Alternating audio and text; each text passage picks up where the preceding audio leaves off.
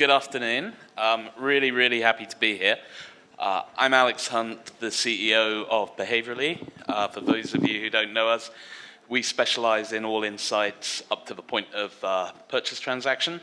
And we have the honor of working with three of the clients on stage. So I'm going to let our esteemed panelists introduce themselves. So Nick, you're first to my left.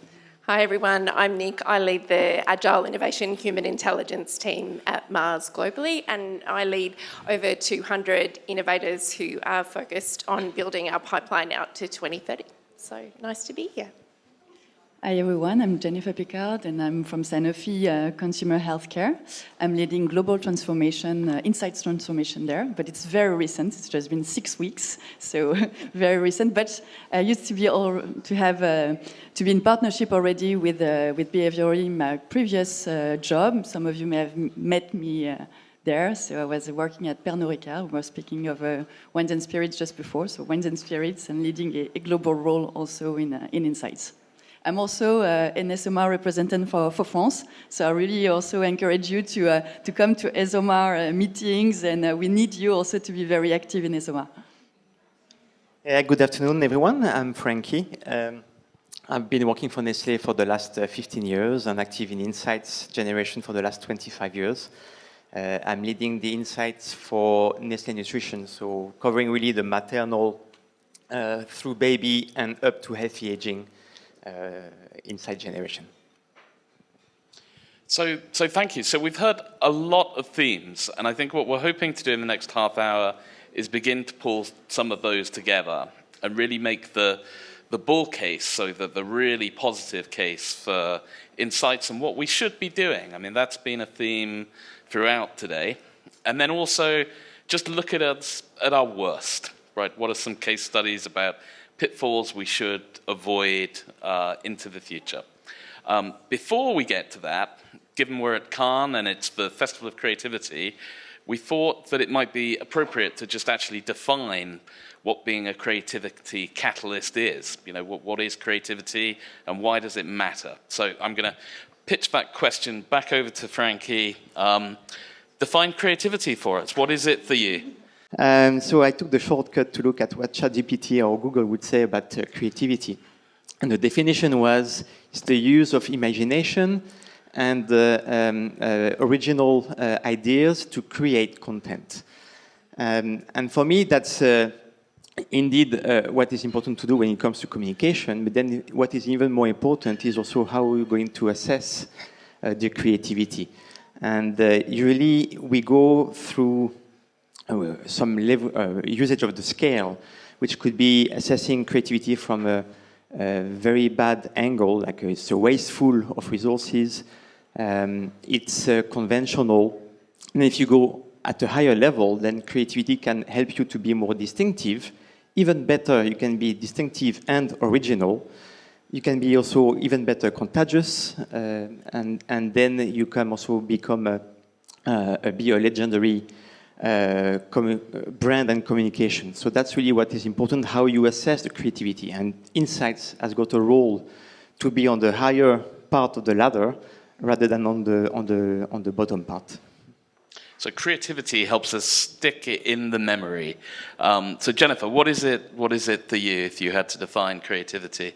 Okay, so maybe I will start by saying what it's not. So for me, it's not an objective. I think Sorin was referring to it before. When we work within insights and creativity, often we have creative teams looking for a word, looking for the best creative. And really, it's a bit of a difficult situation for us because it shouldn't be what we expect. What we expect is to unlock growth thanks to creativity while being more consumer-centric. So for me, creativity is really more linked to finding a new solution or a very good solution to a situation, an issue, something we need to change. And that's why I love my job about insight transformation, because it's all about creativity, finding a new solution while being consumer-centric. It's a means to an end. So Nick, why does creativity matter for you if you had to just boil it down? Yeah, I really like Natalie Nixon talks about the fact that it's all about toggling between rigor and wonder.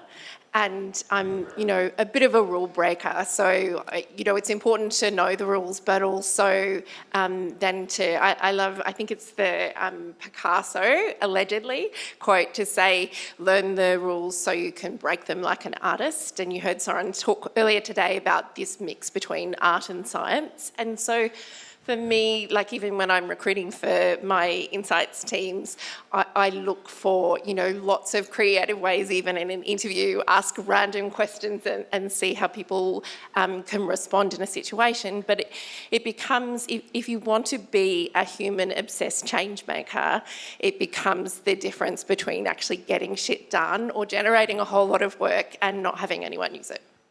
Very good. Again, a means to an end. And I was struck earlier by, I think, Fleming's concept of, look, if you don't know what our revenue is and you don't know what a margin is and what our EBIT is, then you lack seriousness. It's a line I think I might take internally at our company one day. But it's absolutely true. Creativity is a means to helping our companies grow.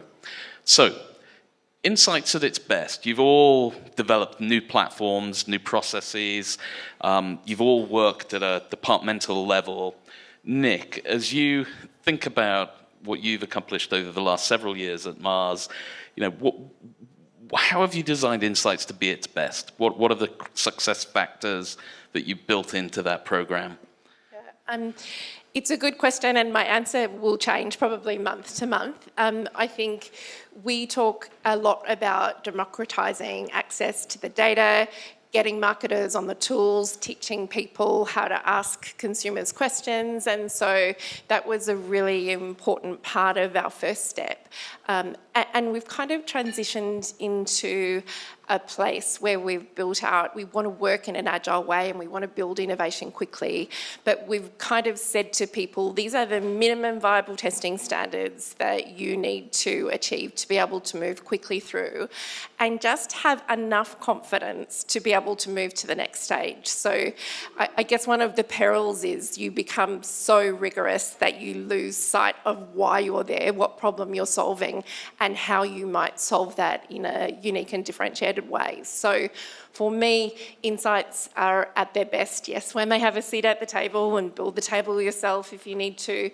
But also, I think the power of the way that we're working at the moment is we work as a partner, as part of a cross-functional team. And so there are diverse voices with diverse points of views, and all of our opinions matter, and ultimately then collaboration and the ability to find teams that have good chemistry across functions that can work together to solve problems in a really different way, I think has been the differentiator for us, and I think is really driving competitive advantage for us as well.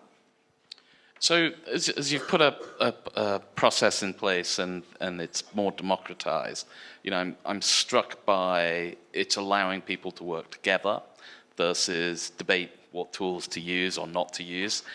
The concept of minimal viable standard for a researcher, classical researcher, just 30 seconds on acceptance level of that. Everybody hated me at the beginning, but in fact, it allows you to just focus in on what exactly do I need to learn here and just be really savvy with what is the right question, like who do I need to ask, what is the right tool I need to use to be able to be confident enough to move to the next stage. So yes, it felt uncomfortable. We were all doing it together. We got better at it over time and more comfortable, but it's a really important part of the training when we bring people into our team. I watch the transition and and often I'm really afraid to have someone that is a very deeply competent researcher to join the team because it's that whole unlearning a little and to just kind of transition into, I guess, a state where you have a little bit more flow, but you're still doing it in a human-centric way. I think it's a day for quotes, and I'll quote you on you're reluctant to have someone who's a deeply competent researcher joining the team because it's very, very true. So Jennifer, as you've built new processes and essentially built a whole infrastructure for one company, what are the keys to success then for Insights and setting it up for longevity? I mean, you've just moved roles, so how do you also set it up for longevity, for lasting impact?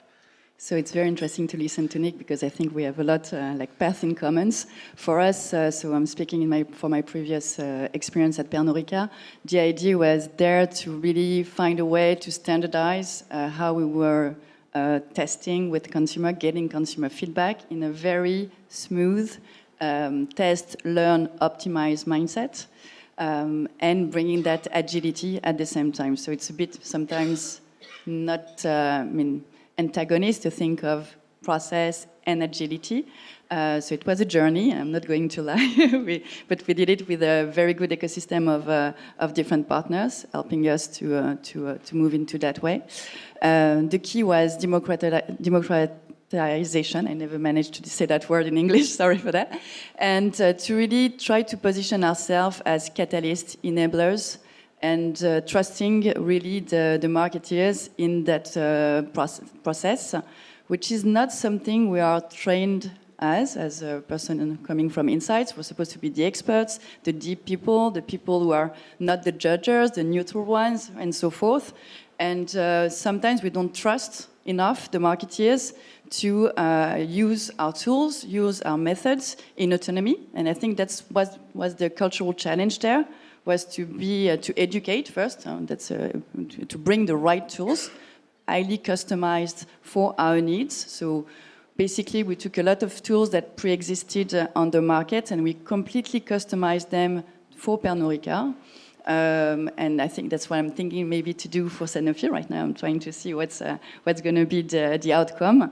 But what it meant, it was we were more focusing on our colleagues, so we were people-centric in that way, understanding what were their questions, what were their moments of work that we needed to fulfill. So really, as they were consumers, and we built some use cases all along their marketing journey.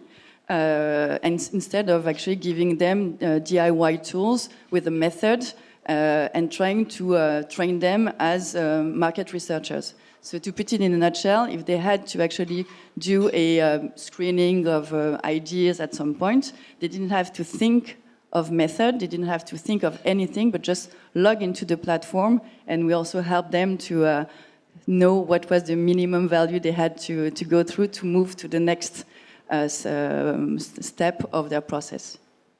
And I guess as a follow-up, I mean, you mentioned trust, and we often talk about it in terms of the organization trusting insights, but to reverse that, and Jennifer, you said you had to learn to trust your stakeholders as well. Just what was the moment at which you felt that trust was established, and how did you know that you'd gotten there? Okay, so I won't lie, there was a lot of pushback at the very beginning. So it took us some time, something maybe. The one thing that was for me the hint that we got there was we had branded that a program which was called at the time Ask Now, and it's still called like this, by the way. And when I've met top management, or I was in a meeting and I could say, like the CEO mentioning Ask Now as a reference, something that people had to use. Oh, you have that problem, please do an Ask Now. Or people thinking that it was something they could actually buy directly on shelf from a provider. We thought, okay, we had done enough with awareness, so that was something that was embedded really in the processes. And from that moment, it started to be much smoother, and people felt it was more an enabler than something they should challenge. It's creatively titled, and you know that it's within the fabric of the business when the CEO is using it in conversation. So, Frankie, insights at its best and most creative when it's really enabling growth within your business.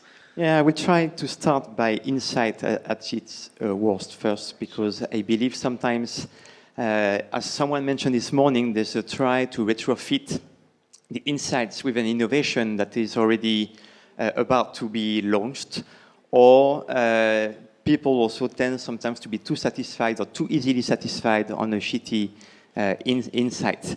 And I like this example from a startup in the US called Holy Veggie, who is making a plant-based food, especially for children. And if you think about the insight behind, some may think that, okay, we all know that children don't eat or hate vegetables. But it's not an insight, it's a fact, or it's an information. The real insight behind is that parents are bribing, trying to trick and the children so that they eat vegetables. That's the insight. And the why, because the meal is a terrible war zone. If the children don't want to eat and the parents then are feeling guilty because they haven't given the right share of veggies, and the tension is that the parents then have to be smarter than the kids so that they are able to trick them without them noticing. And from this starting point, and this really relevant insight, and everyone that is the parent, dad, mom, probably you are relating to this insight. And then this startup has really made an impactful communication based on this and putting a lot of humor in it. And that is, for me, one of the best ads I've seen within our food industry in the last year. So, at its worst, it's when we accept that basic insight and don't dig beneath it. It makes a lot of sense. And I will say, it's impossible for me to outsmart my 9-year-old. So, good luck to any parent that's trying to outsmart their kid. Anyway, Nick, for you, you've built this engine for agile innovation. So, what is it at its worst? What were the big learning lessons along the way, and the pitfall that you'd recommend people really avoid? I mean, and I think one of the mindsets that's really important for us and has helped us a lot is progress over perfection. And so when I say I don't want deeply competent researchers, now I regret that. I would like a good researcher, as well as there is so much more that is required to be a great innovation insights partner, storytelling, influencing, understanding the deep why. And so I think at its worst, we become formulaic and we're like ticking the boxes. We know the questions that we need to, do in the right order, and we kind of get stuck in, I think, sometimes a little bit of a rut, but also just get stuck on details that are less important. So for me, at the moment, we're running a global process and we're going around to the big markets and we're looking at what the future hunting grounds are. Now, some of the more traditional marketers are obsessed with having the exact jobs to be done and pains and gains, and some teams have spent months and done like iterations and iterations in research. And I think my philosophy is get it roughly right and have the information that you need that sparks that winning idea, and then test that idea and continue to improve as you're testing it live with consumers and make it better and better. And it doesn't really matter how you got to that winning idea. If it's a winning idea that's linked to your strategy and that you can scale, the business is happy. And so I think we can get in our own way sometimes a little bit if we're overly perfectionists on results and tools, and also just micromanaging the details and not letting marketers on the tools or the finance guys on the tools, that was radical when we first started doing it. But I'm like, how will everyone learn if they're not in the homes of consumers and not getting that deep empathy and connection? So at its worst, I think that's what it looks like. Yeah, I mean, the tool's acting almost as a replacement for judgment, I think, is at its worst, and it just creates insights as a mechanism for decision making, which it's not a replacement for that; it's a facilitator to it. So, Jennifer, some of the pitfalls you would recommend avoiding as you put in place a second transformation through Sanofi. Okay, so for me, I see first like some empathy killers, really, that we see while we try to build those processes. I think it's going to ring a bell to what you were saying, but sometimes going in that process, trying to oversimplify. We then get a distance from what we are doing, whom we are trying to connect with, and would it be through composite KPIs, so we don't even know what we are measuring. We get a super score, okay? We have 1 star, we know we can move forward, but then what does it mean? Why do we have that? We don't know. So no one, after a few years, is actually able to understand why they did wrong, in a way. So that's really a tension to be simple, easy to access, but at the same time that to empower people to actually know what they are measuring. So composite KPI is one thing that is, I think, something to really watch out in that process. A second one would be now that we're starting to have, for instance, synthetic consumers. Okay, that's pretty much the same thing. It's great. It brings a lot of things that we can to move forward, to have a lot of agility and scalability. Fantastic, especially when you have niche consumers to find, for instance. But in the same way, again, you don't know how it's built. So it creates that kind of distance, complexity, opacity, and at some point, if you don't monitor what you have built as a process, it can become a big monster that actually disconnect, and you end up with really disconnecting and not being empathetic anymore. So it's a real tension between having those processes to help the organization to move forward, to simplify, fluidify everything, but still find that connection with the consumer and understand what you are measuring. Yeah, it's a real curiosity for me with the insights industry. It always has been that we've built a business out of advising and helping brands listen to their customers, and yet we can be really terrible at listening to our own customers, be it internal stakeholders or be it brands. And the concept of empathy killers, I think, is really, really compelling. So Frankie, you talked a little bit at its worst when we're not digging. What's the pitfall to avoid as we try to overcome that? For me, for the people who are not, let's say, close to the insights industry, they may believe that AI will revolutionize everything and will create insights. Actually, AI, I believe, will be a great enabler for us for really get simplification of data. But we still need the human touch for the insight creation, because AI still today may not be the case in the future, but still has some progress to make, for example, to understand the humor. Very difficult. We all have different types of humor. So what makes a creative, funny, entertaining, engaging that you want to share further is still a challenge today. Tomorrow may be working better. So that's I would say, the pitfall that some people may fall into, to believe that AI will create really meaningful insights, and we are far from there today. And I like this quote from JP Morgan, who used to say there are 2 reasons why people are buying products. There's the good reason, and there's the real reason. So behind what people say and what they do, there are always differences. And this is where us as insights professionals, we really need to deep dive and understand still, yet again and again, the why driving these decisions. And I think to many of my colleagues this morning, we still have a lot of room to play and a lot of a good role also to play to really create great ideas, meaningful ideas from very relevant insights. Absolutely. AI, it'll increase the volume of predictions, but it won't replace the judgment or the understanding around it, which is critical. So look, we're looking forward. We obviously believe in the power of insights and it to act as a creativity catalyst. What's the single biggest factor that's going to drive our impact going forward? So I'll start with you, Frankie, in 30 seconds. What do you think the biggest driver for the future is going to be? Well, it's a mixed balance. As I was mentioning, for me, it will be the conjunction of using AI smartly to really grasp the complexity of our world. Today, we cannot grasp it in an effective way. It was very difficult. It demands a lot of manpower, brain power.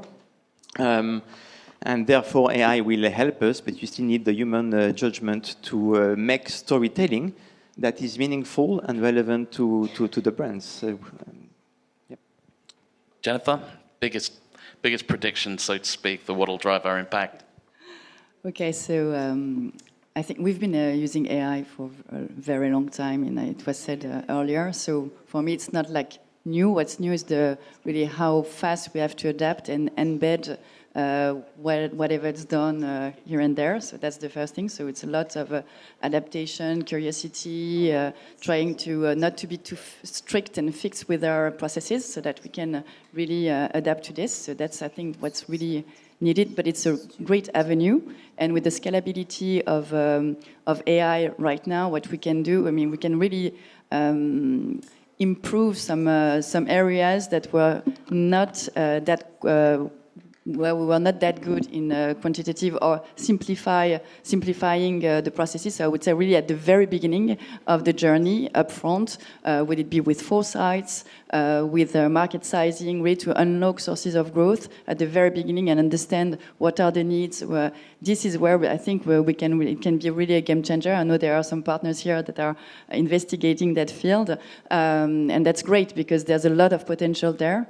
As well, I think at the very end in meta-analyzing, this is a discussion we had already before, but I do believe that it can really help us to really make sure that we can see some patterns that would be take too long to do it from a human standpoint. So there, at the very beginning and the very end of our different funnels, I think there's a lot to be done with AI, maybe less on what we see right now with Gen AI, although we are already using it when it comes to testing to generate quicker ideas or new assets and test them in a quicker way. But I think there's a lot there also to be done in more traditional AI, so to speak.